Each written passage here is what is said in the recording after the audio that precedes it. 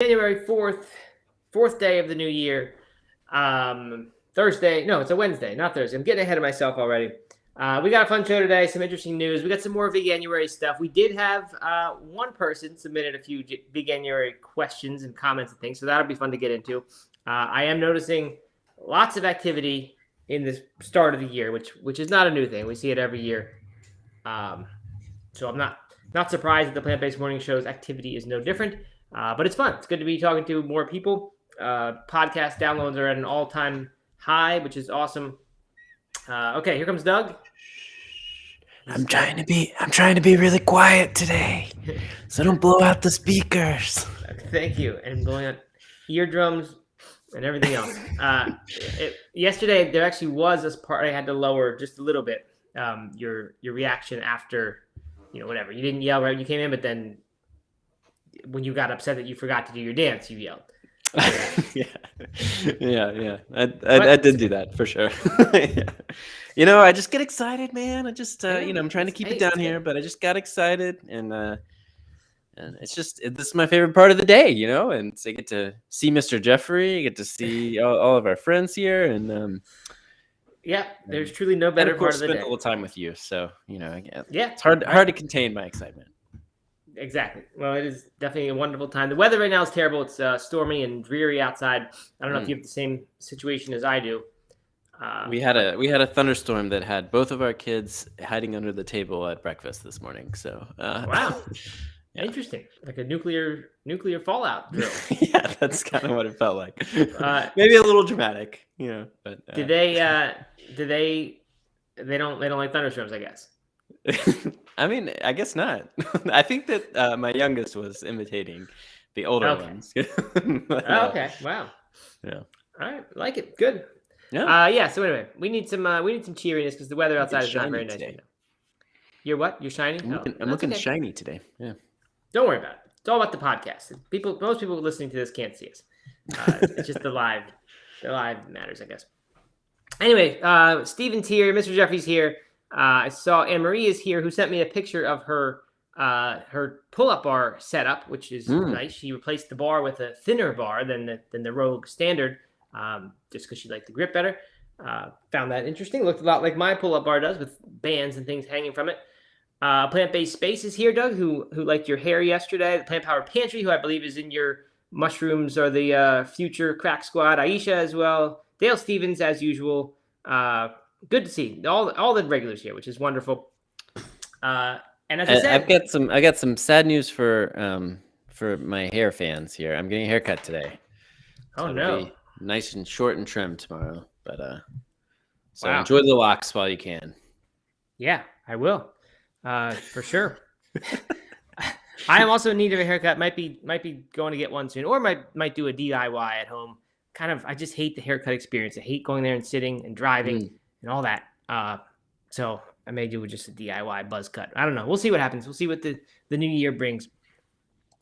We got a nice response from Jen, who was the one who suggested that we talk about Veganuary, or requested, I guess, that we talk about Veganuary. She wrote in with some updates about how hers is going and some questions, which we asked for, and we guaranteed. I'm making good on my guarantee here that any Veganuary questions submitted to the 1-800-Flowers DM inbox on Plant-Based Morning Show Instagram channel would be answered, and it will.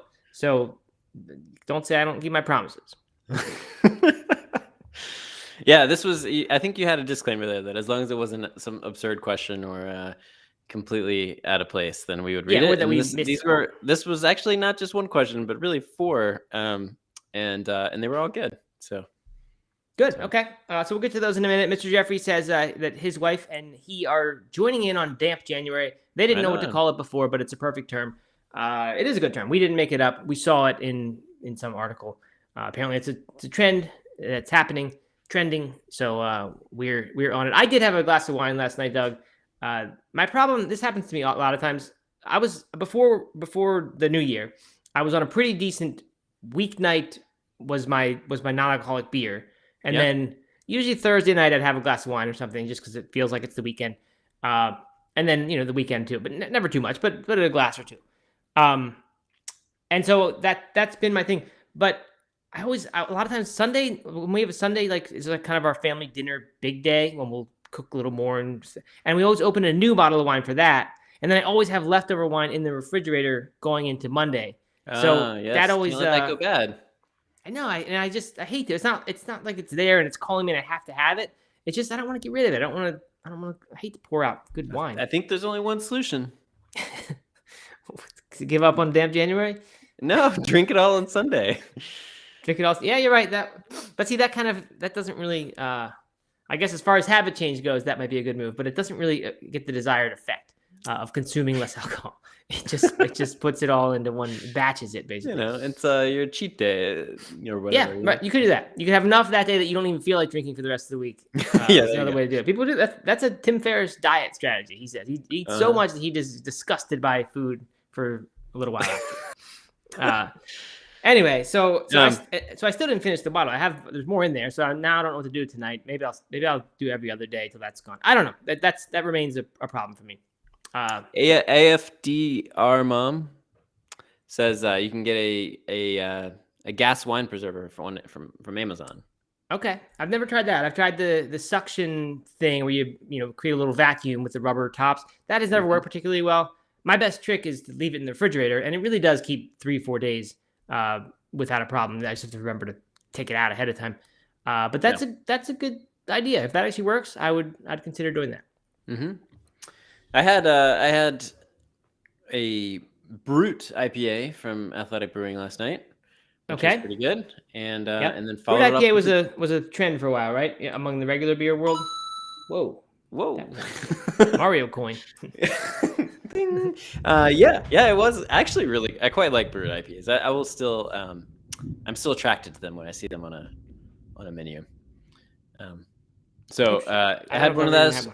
I had one of those with dinner, and then some throat coat tea in the evening. Here's a trick, not a trick. A Doug Hay take, I guess. Not really a hot take, but the calming teas and things like that, the herbal teas. Yep. They just don't have a lot of flavor. They don't pack a lot of punch. Maybe they're flowery or right. kind of like sweet almost or something like that. Those are just very unattractive to me at night as like a special drink or something like that. Yep. So there's two teas that I found. One is throat coat and one is mother's milk, which I think is supposed to help you lactate. But they both have whatever their herb combo is just, it has a lot more bite to it. And so I get a lot more pleasure from drinking those as a substitute to a glass of wine or something like that, because it has more to it, more substance to it. Mm-hmm. I get that. When I was on an extended non-drinking thing, which I went for 3 months once, leading up to a marathon, thinking I'm not gonna have any beer and just see what happens, or any alcohol. And I did like chai teas. That was my best thing then, because they were flavorful and spicy, and it seemed like it could be a special drink. Yeah. So I'm with you there. You gotta make that tea special. Good. So anyway, so that's that little update. All right, let's jump into Jen's questions here. And well, some of it's not questions, but Jen, by the way, like I said, is the one who told us to do Veganuary content. So here we are. Thank you, Jen. Here are your questions. So she said, my husband and I planned the week, so that's been really helpful. However, we got invited out to breakfast one morning, and that threw me for a loop. Think diner food. So I ended up getting just home fries. What do you order if you go out to breakfast? I don't have an answer, because I never, ever go out to breakfast. I just don't. I can't think of the last time I did. It would have been several years ago. But if I ever did, it would be, I'd look for a bagel or I would look for avocado toast. And that's literally the only things I would be considering getting out at breakfast. Yeah, the only places that we go have vegan options. So that's not very helpful here. But yeah, bagel with jelly or peanut butter if they have it, or hummus if they have that. But if you're talking about like a Waffle House type thing, then they probably don't have hummus. But they might have peanut butter. So you could do a bagel with peanut butter. You could do toast with peanut butter, and then home fries. Fruit. Pretty much everybody has like a little fruit cup. Every diner would have that. So you could, if I were her, I would probably get fruit, some home fries, and then like a bagel or some toast. And call it a day. Yeah, makes sense. Oatmeal maybe at some of these places. Oatmeal, I don't know. It depends how fancy you go to. That's what Aisha suggests. Dale Stevens says home fries. You can maybe ask them to saute some veggies in there. Plant-based Space says she can't handle the bacon smell, so it wouldn't go to begin with, I guess. But yeah, I don't know. The hash browns don't seem very good to me at those kind of places. I just imagine the griddle, and I just imagine in other contexts I don't really have a problem. Like I don't worry about the Impossible Whopper being fried on the same griddle, if that's what it even is. I don't know. But somehow in those diners, when I just see them, you can visibly see all this bacon and sausages, and then the stuff right there. It's just a little bit gross. So I don't really like the idea of potatoes at those things. Yeah. But whatever. I think the trick would be don't go out to breakfast. Yeah, I mean, or if you went to like IHOP or something like that, I mean, that's maybe less gross, I guess. But it's been on forever since I've been to something like that. But smothered hash browns is when they chop the onions in there, and that's and you can look cool saying it, look like you fit in, even though you're just getting a vegan dish. Right. Okay. I used to get chunked and covered. That was my move late night after a couple of beers. What's chunked? Chunked, I think, was ham chunks, ham cubes. This was in college before I was vegetarian, of course. And covered was cheese. Mm-hmm. They were good. Smothered and covered was my go-to.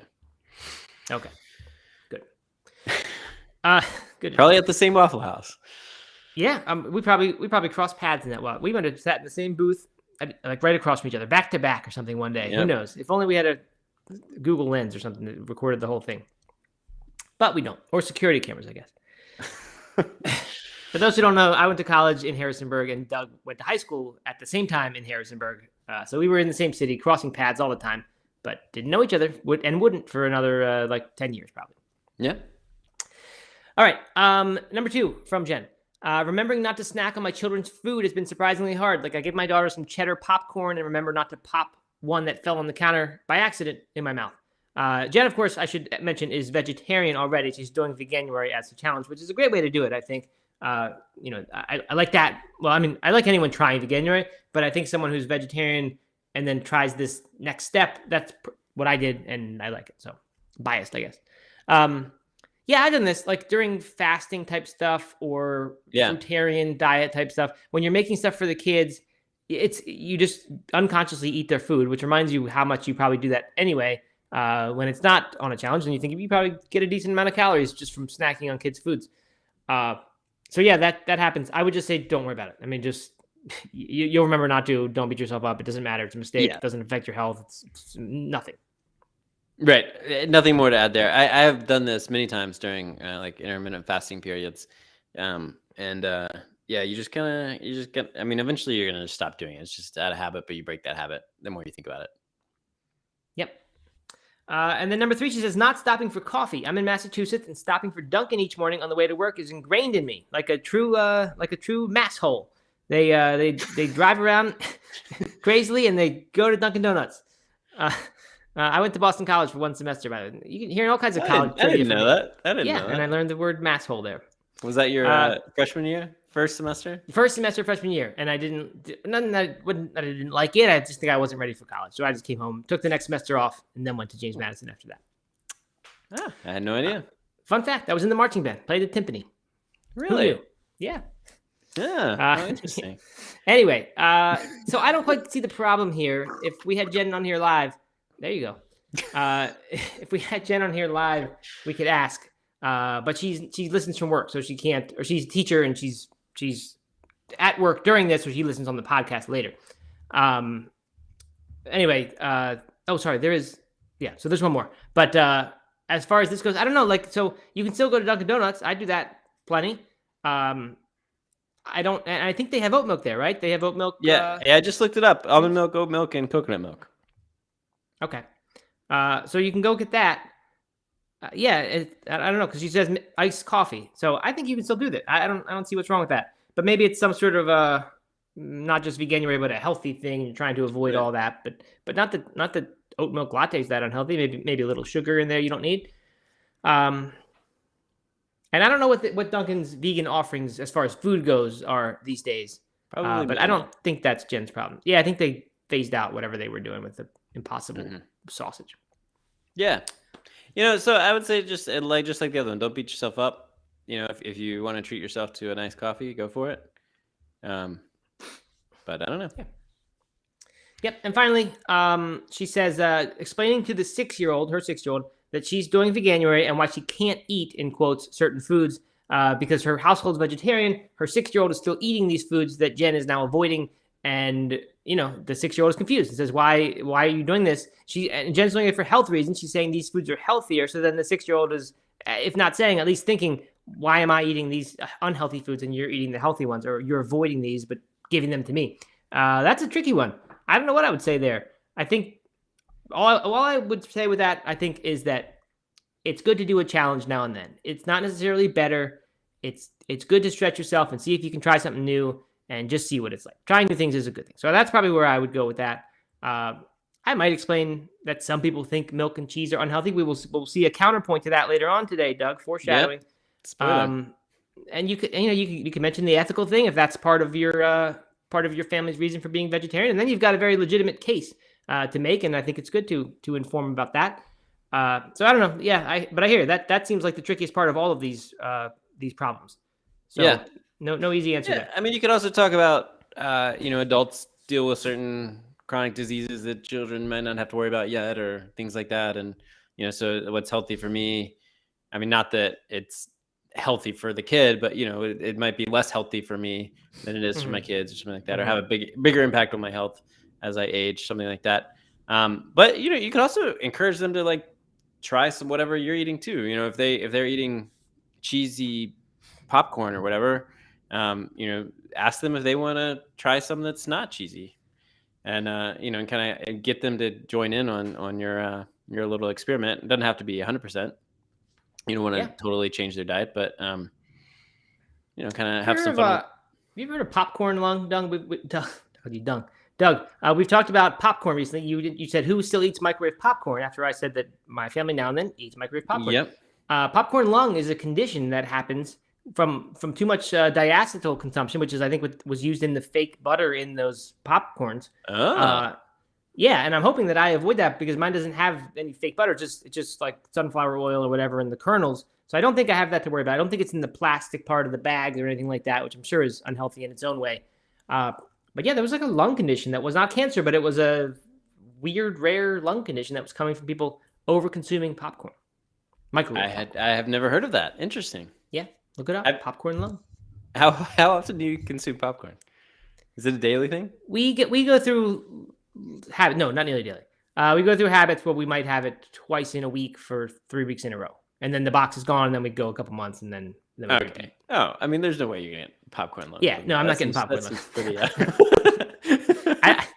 I have a feel. Well, I don't really know. I was thinking maybe they'd address this because I think this was something 20 years ago. This was an issue, so maybe they stopped. Mr. Jeffrey adds that it happens from vaping too, and I've heard that as well. Comes from vaping. Okay, and plant-based space says lesser evil. Telling me I shouldn't be vaping. I don't know. Are you a vapor? No, not a vapor. Never have been. All right. A plant-based space says lesser evil is a pretty clean popcorn. I don't know about that one. Never heard of it, but I'll check it out. Doug's got this popcorn device that we bought as well. Some sort of I don't know what it is. Silicone. Silicone, yeah. Yep. Which you bought it, but you're sounding like you're not really using it. Well, we just haven't had popcorn. So that's what I'm saying. Go a few months without having it. I think Aaron and Ellie made it once while we were away in Germany, and she sent me a picture, but didn't get the report. Okay, so getting to some headlines today. Just a couple, and they're pretty quick. First one, slutty vegan. Well, this is my my recap of it. The actual headline is slutty vegan founder Pinky Cole shares Veganuary substitutes to jumpstart your vegan journey. So Pinky Cole, for those who don't know, as we said, is the Slutty Vegan founder. Slutty Vegan is an Atlanta restaurant. I think it's like sort of vegan junk food, a lot of fried stuff. And they recently opened a New York City location. She's got a cookbook out that is called Eat Plants, Bitch, with the asterisk over the I. I love those books with the curse word and the asterisk in them. It's a great formula to do for writing a best-selling book. It seems to work pretty well. I mean, it fits her. It fits what she's going for here with a name like Slutty Vegan. Yeah. So. No, and I've already talked about this before. That there's this genre of books that do that now, and it seems to work. People are just jumping on it. Anyway, so that's her cookbook, which I think has been successful. I don't really know. But so she talks a bit about her background and things. But the interesting part about this for me, or the reason I'm including it, is because she gives some Veganuary tips. And these are her substitutions. So and when I first saw these, I thought, this is silly. Like, who needs this list? And then I thought, exactly who needs this list is the person who's brand new to Veganuary, never thought about being vegan before, because these are the types of problems I was trying to solve when I was just vegetarian for the first time. So really quickly, we'll get down and we'll hit her substitutions here. For eggs, she uses mustard or applesauce. I guess applesauce would give you the texture. I don't really know. I mean, I guess mustard can do the job. It doesn't seem like it would have the binding effect that you might want, but what do I know?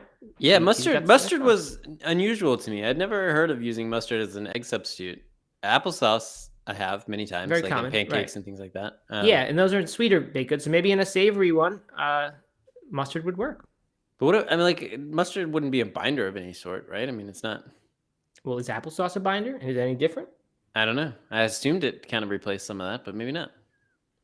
I mean, mustard's a little sticky, some of it. I don't know. Maybe she doesn't mean like yellow mustard, but like those Dijon kind of mustards. You know, yeah, there you go. They're kind of, I don't know. They seem a little firm. Milk for cooking and baking, coconut milk. She doesn't specify here whether that's canned coconut milk or the box kind. But I think it's the canned, because you don't really find the box that much. Yeah. And I would typically, when I like my vegan beignets that I made on, I think it was my birthday. No, the next day. Those I use canned coconut milk, because you got to put some saturated fat in there, and it's kind of like regular milk. Whereas if you just use boxed coconut milk, it's not gonna be very much, just water and a little bit of flavor. Sure. Milk for drinking, she says oat milk. If anyone drinks milk still, but I guess for drinking, maybe in other drinks. Or in your cereal. Yeah, or in your coffee. I'm going to disagree with her here. Oat milk, unless it's frothed in a latte, oat milk is the last of the big ones that I would choose. I just don't think it tastes good. Yeah. Okay. I was ready to say that I don't ever drink them really, but I was ready to say that I thought oat milk was kind of all the rage these days, and that's what seems like everyone thinks is the creamiest, the best substitute for anything.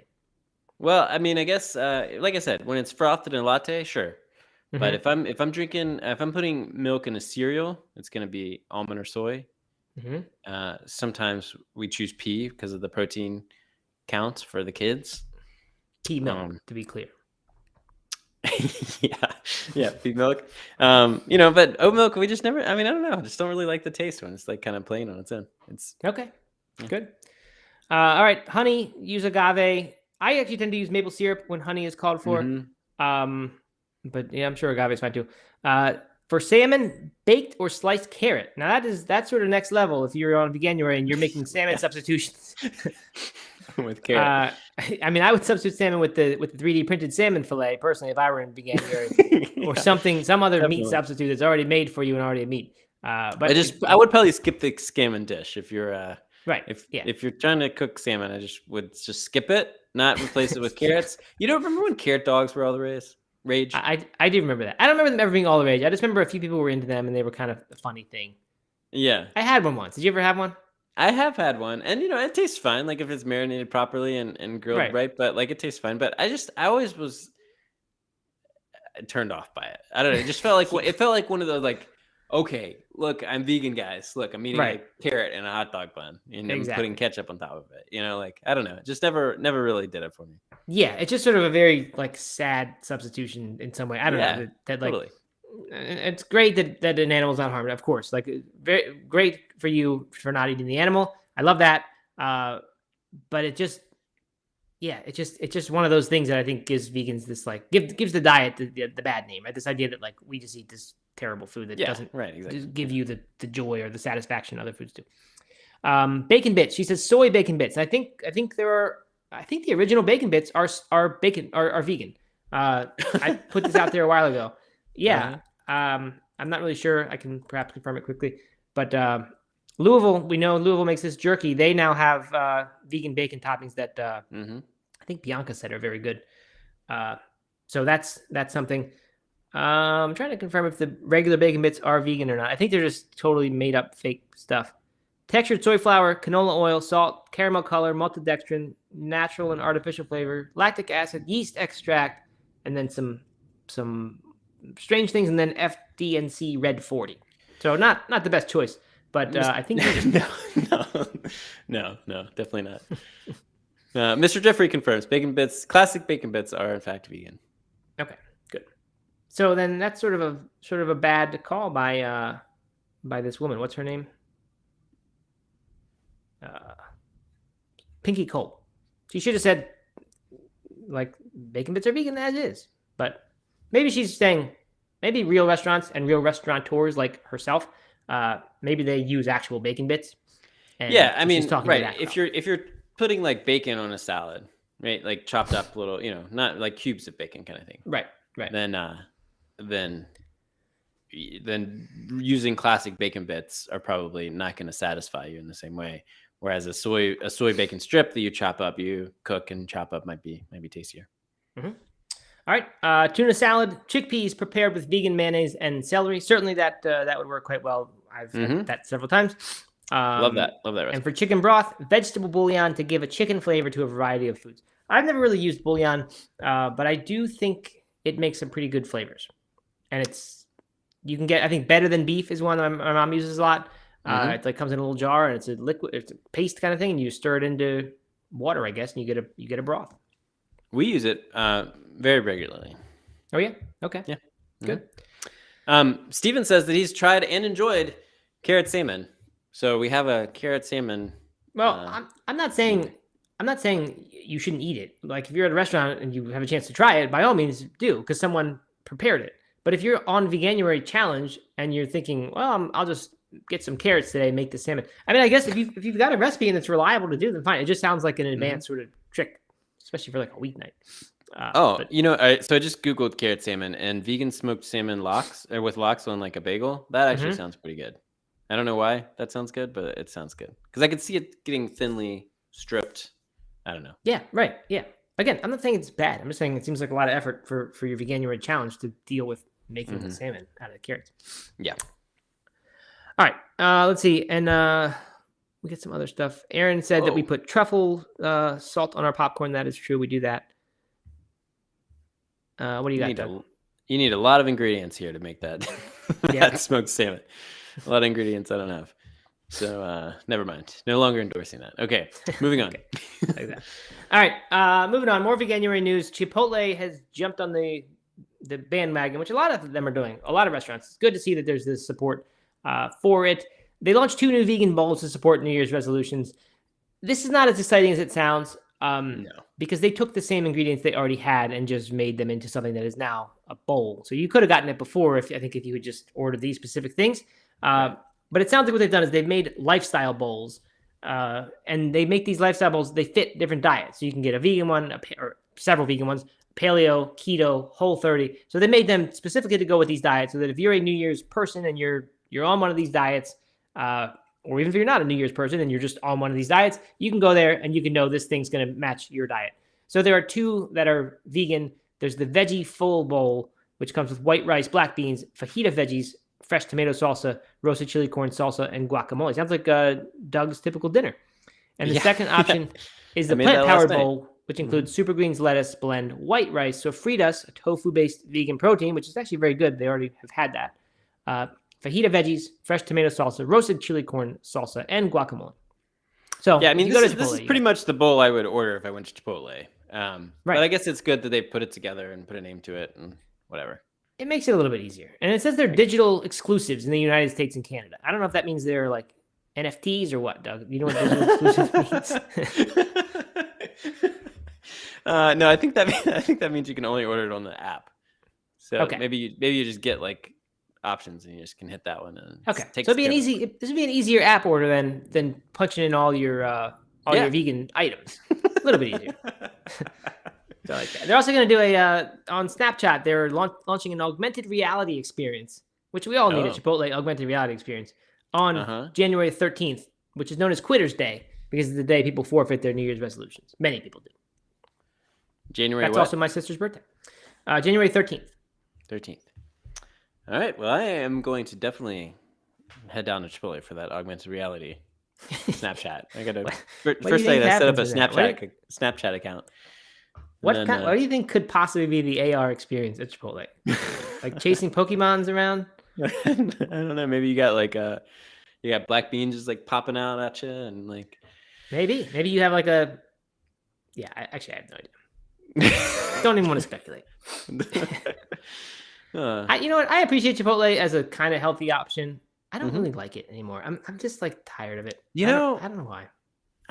So Chipotle was our go-to for a long time on any road trip. We would plan out a Chipotle stop on any road trip, and of course, like part of that has changed, and there's more options for you to you to eat. But also, I feel like the quality of the food has kind of gone down a little bit. The cleanliness of the restaurant, like it just doesn't feel as nice anymore. Yeah, and you're right about that. I think that's my problem with it too. It seemed it used to be that like the fajita veggies that you would get, the peppers and onions in the burritos, that would seem so good. Now it just seems like slimy kind of, and the burrito I get is always dripping wet, and it's just not as good. And the rice sometimes undercooked. I don't like that. So I don't know. Whatever. It's still a healthy choice for the most part. And if they want to sponsor us, then we'll turn that tune. Completely of course. Yeah. We'd become super fans. Just get into our DMs and we'll exactly. We'll arrange that. All right, moving on. Doug, you sent me this one. The golden age of non-alcoholic beverages. This is from NPR, a Doug favorite news source. And it says a golden age for non-alcoholic beers, wines, and spirits. I read the article. I mean, it's basically summarizing what is happening. And there's a 20% growth in non-alcoholic beer, wine, and spirits last year, which is a pretty big growth considering it wasn't a great year for the economy. Although, I mean, wouldn't inflation kind of cover like half of that 20% growth? Yeah, maybe. But anyway, so that's happening. They remain only less than 0.5% of the entire alcohol market. Yeah, I thought that was kind of interesting. It is. The big thing that jumped out, though, this is the interesting part, and why I wanted to include this, is that it's not so much that people are swapping alcohol for this entirely. 82% of people who buy the non-alcoholic beers, wines, and spirits also buy traditional non-alcoholic drinks. This is according to Nielsen IQ's data. So there may be compliments like peanut butter and jelly, or like compliment and your vegan diet. Like exactly like complimenting your vegan diet. So that's what I was going to call it as well from this article. I think that's kind of interesting. It's our approach, right? It's people who are maybe not replacing, but just kind of adding it in addition to some alcoholic beverages. And I think that's probably, it's similar to what we're talking about with flexitarian and meat substitutes and stuff like that is, it's not like all of a sudden everybody's going to quit drinking alcohol. It's that people are just going to start choosing non-alcoholic beverages sometimes. And, like us. So thought that was and then the question is, will that approach actually work? Because it's, I don't know. Alcohol is tricky. It's a very addictive habit. And so my question is, you start complementing your alcohol consumption with non-alcoholic alcohol consumption. Does that mean that you are reducing your alcohol consumption in some way, or are you just adding it on top? Like last night I had my glass of wine and then I had a non-alcoholic Guinness. So that was a perfect example of someone not necessarily, I probably would have had another glass of wine and I didn't. I had the Guinness instead. So perhaps there's a reduction there. So that'll be interesting. And I mean, both in the short term and long term. I'm sure a lot of people do what I did a lot of last year, which was have non-alcoholic beer in place of regular beer. But then I slid back it just didn't last. And I think people who really quit drinking 100%, they tend to make it last much more often, I would think. Whereas if you get rid of a little bit, maybe you slide back. So I don't know. We'll see. Yep. To be determined. TBD. We've talked a lot about alcohol on this podcast recently. Yeah. We have. We've had maybe even transition from the vegan meat podcast to the alcohol podcast. The non-alcoholic beer. I mean, it's interesting parallels. We've talked about that. Yeah. Dry damp January with Veganuary, non-alcoholic beers with fake meats. There's a lot of parallels. So it's a natural thing to talk about. All right, and finally, we've got Washington Post, Doug's second favorite news source. Although after this article, I don't know. Good news about cheese. It's much healthier than you thought. Interesting article for me. Just, I guess it says Consumer Reports has no financial relationship with any advertisers on this site. So it must just be a repost from Consumer Reports. They must have some agreement that they can do that. I mean, the article, like, there's no one point that they make. It's just the whole article is kind of about how cheese isn't so bad. Like, yes, it's high in calories, but no, it's actually not associated with weight loss or with weight gain. It's apparently some meta-analysis has found that it was not actually associated with increased cardiovascular disease risk, diabetes and hypertension, a lower risk of both, which is especially interesting. I'd be surprised because I would think cheese would have a lot of sodium. So I don't know. It just here's why I'm not totally writing this off and saying this is a garbage article. First of all, because that wouldn't be good of me to do, right? That's just me being entrenched in vegan viewpoint, and I just can't bear to hear another one. Right. The Blue Zones, Dan Buettner doesn't advocate eating cheese. It's not in any of his new cookbooks. But he talks about how they do eat some, I think he says small amounts or modest amounts of things like goat cheese, maybe sheep's milk cheese. It's not cow's milk cheese for the most part. And I don't know what the reason is for that, or if it's just that this stuff actually is healthier than that, and that's why they're Blue Zones. But they eat more of that, and they eat small amounts of these cheeses. And I think, there's the good bacteria thing that comes from cheese that is made in the real cheese making way. So I don't know. I guess I could see how that might be a health benefit in some ways. Yeah, I don't know. Interesting. There were two things that I thought were worthy of calling out. One was this is a quote about why cheese might be different than milk or butter, because there were a couple of these studies where we're looking at people who consumed butter versus people who consume cheese, and it says here, when milk is transformed into cheese, the process changes the way the nutrients and the compounds are chemically arranged. This has an effect on how it's digested and processed in the body, which can lead to health effects that are different from the effects of eating this in another form, such as butter. So I thought that, kind of it puts cheese in a slightly different category, I guess, maybe than just dairy in general. And I could see that, I guess. And then the other thing I wanted to call out was these studies were looking at people. The highest amount of cheese people ate each day on average was about 1.5 ounces, but in some cases it was up to 3 ounces. But an ounce of cheese is about the size of your outstretched thumb, right? So that is not very much cheese. No. So 1 ounce, 1.5 of your thumbs is just not very much cheese. And so if you're thinking about like, oh, this is my excuse to now chow down on an entire block of brie, or do like double cheese stuffed crust pizza from Pizza Hut, like that's not what they're talking about here. They're talking about small amounts of cheese, probably higher quality cheeses. Yeah, I'll just leave it at that. Yeah, that's a good point. I didn't see that at first glance, but to clarify here, it says in much of the research suggesting a neutral or beneficial effect, the highest amount they ate on average was 1.5 ounces, in some cases up to 3 ounces. And an ounce is the size of your thumb. So that is not a lot of cheese, and that includes the neutral, right? So any more than that, and you're getting into the negative impact of cheese research. So you're right. That's a great point, and fits the Blue Zones hypothesis that right, they eat small amounts of meats and cheese. Yeah. So small amounts, if not healthy, probably not really that harmful. I had one beef with this article, Doug, and it was that two, but one in particular. They say, this is in the lower part, weight gain and lactose misunderstandings. Cheese also seems to reduce the risk of weight gain and several chronic diseases. And then they get into weight gain, and all they demonstrate is that cheese wasn't associated with either weight gain or loss, even for people who. Now I'm starting to detect bias that they've got agenda here, that they're not really reporting on the facts. They do report those exact facts, but then they interpret them as cheese seems to reduce the risk of weight gain. Yeah, I don't see that. Wasn't there a line about butter though? The weight gain was reduced, maybe compared to butter. May reduce appetite more than other dairy products. It says. Okay, I guess but that's a stretch, right? So now, definitely I think the person has definitely some misleading. reason to do this. And Mr. Jeffrey chimes in here with his tinfoil hat on. The major problems, he says across Canada, where he's from, there are ads all over for cheese and milk and beef, but no specific companies. Just the industry coming together to panic at sales decreases. Whoa, my camera. I got a new camera set up here. That my light is broken and it's giving me problems.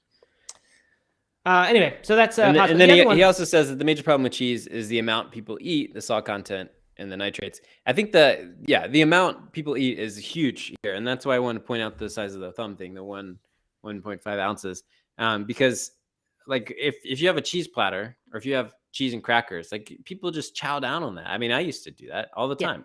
Right. Or I would throw cheese on my salad and then also my burrito and then also my tacos, and I would have cheese all over all of my things and nachos. And but you'd just be consuming so much cheese. Right. Especially your household.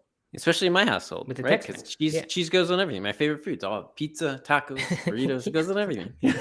Goes in some of the foods. Quesadillas. Exactly. Right.